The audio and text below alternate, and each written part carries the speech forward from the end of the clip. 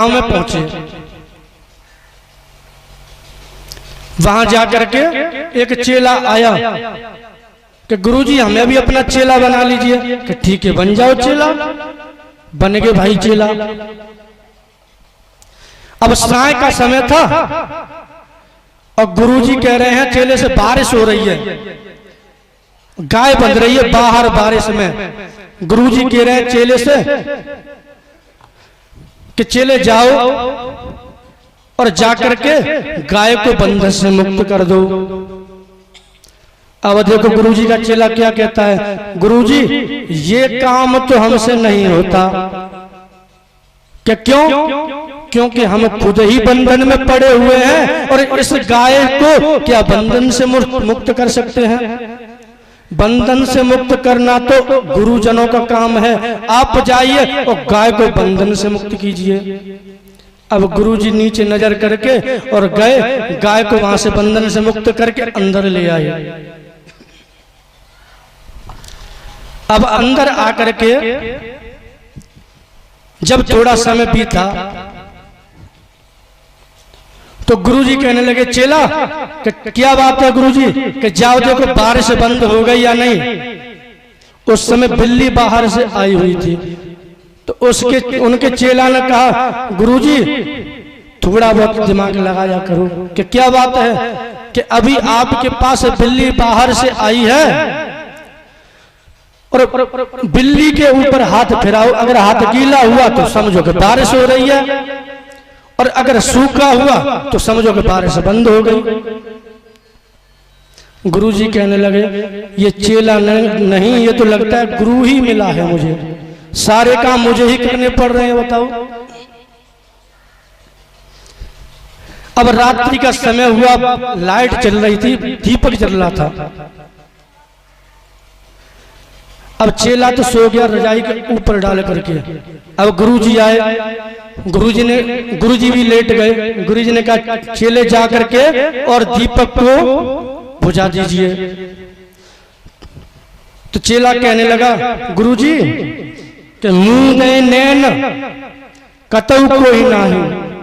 कि जैसे रामायण में लिखा है कि आंख मीच लो और समझो कि वो दीपक बुझ गया। गुरुजी से कह रहे हैं, शिष्य कह रहा है गुरुजी से कि गुरुजी समझो, आंख को मीच लो और समझो कि दीपक बुझ गया।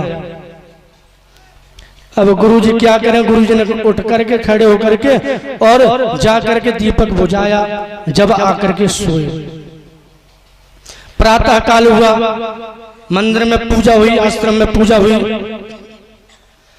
एक भक्त आया प्रसाद लेकर के। तो भक्त ने कहा गुरुजी ये प्रसाद लीजिए और सब में बांट देना। अब गुरुजी ने प्रसाद लिया और कहा चेले आ जाओ प्रसाद ले लो। अब चेला दौड़ा दौड़ा आया। अब गुरुजी से कहने लगा गुरुजी 3 बातें तो आपकी मैंने मानी नहीं, अगर आपकी मैंने चौथी भी बात नहीं मानी तो आप नाराज हो जाओगे, ला मुझे प्रसाद दे दो।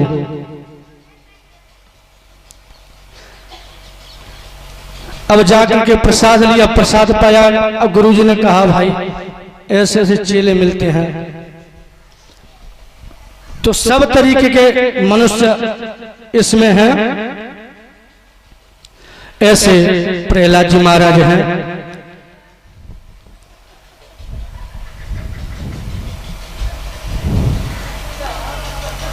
आगे कथा आती है कि नारद जी कहते हैं युधिष्ठिर भगवान के अंतर्धान होने के बाद प्रहलाद जी ने ब्राह्मण, शंकर और प्रजापति आदि देवताओं का पूजन करके उनको प्रणाम किया तथा शुक्राचार्य आदि मुनियों ने प्रहलाद जी का समस्त दानव और दैत्यों का अधिपति बना दिया प्रहलाद जी को। और कहते हैं नारद जी युधिष्ठिर इस प्रकार भगवान के वे दोनों पार्षद जय और विजय द्वितीय के पुत्र हिरण्याक्ष और हिरण्यकश्यपु हुए। नारद जी कहते हैं एक बार की बात है युधिष्ठिर, एक बार देवता ने असुरों पर विजय प्राप्त कर ली। उस समय सभी असुर मायावीय मय दानव के पास गए। उस मय दानव ने 3 विमानों को बनाया, एक सोने का, एक चांदी का और एक लोहे का। तीनों बहुत बड़े विशाल विमान बने।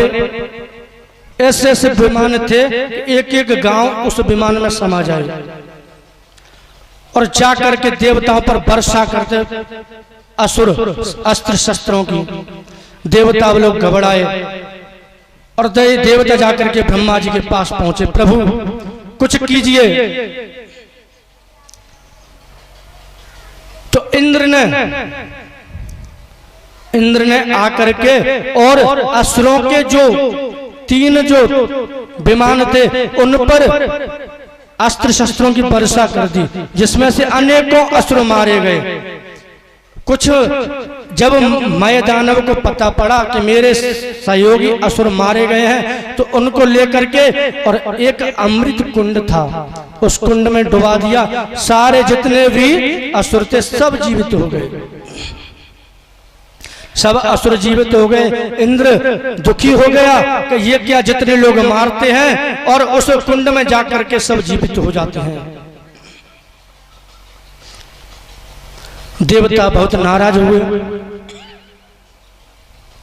अब देवता ब्रह्मा जी के पास आए, ब्रह्मा जी नारायण के पास आए। नारायण ने ब्रह्मा जी से कहा कि चलो आप बछड़े का रूप धारण कीजिए और मैं गाय का रूप धारण करता हूँ। दोनों बछड़े और गाय का रूप धारण करके मय दानव के राज्य में चल दिए। उस जो अमृत कुंड था उसके पास गए। जितने भी सैनिक लगे हुए थे, गाय और बछड़े भगवान के स्वरूप देख करके मोहित हो गए। किसी ने उनको भगाने का दुस्साहस नहीं किया। और गाय ने बछड़े ने जाकर के सारे अमृत के कुंड को पी गए। इधर अभिजित मुहूर्त में भगवान शंकर ने अपने धनुष पर बाण चढ़ाया और तीनों विमानों को भस्म कर दिया। यह देख करके देवता प्रसन्न हो गए और पुष्पों की वर्षा करने लगे। यहीं से भगवान शंकर का नाम त्रिपुरारी हुआ।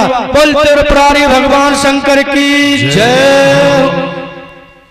भक्त वत्सल भगवान की जय। धर्मराज युधिष्ठिर नारद जी से पूछते हैं, नारद जी भगवन् श्रोतमिच्छामि नृणाम धर्म सनातनम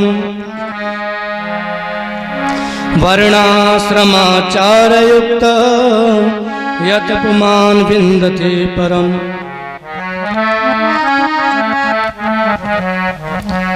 भगवान वर्ण और आश्रम से मुक्त सनातन धर्म का क्या महत्व है, यह बताने की कृपा करें। नारद जी कहते हैं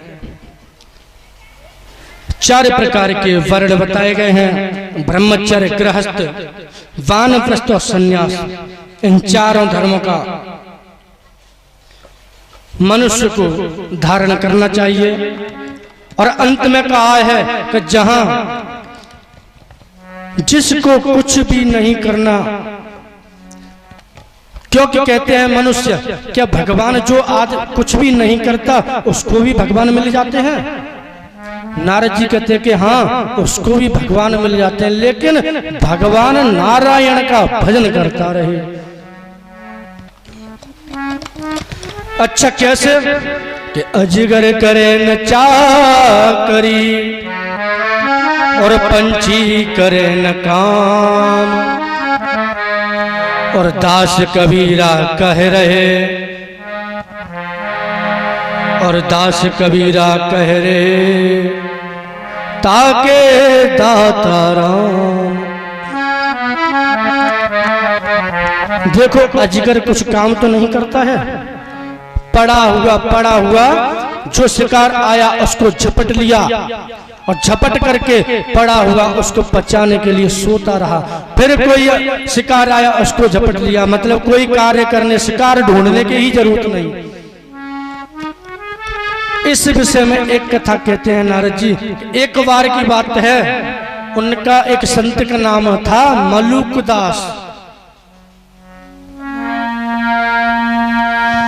कुछ संतों में चर्चा हुई, क्या भगवान जो कुछ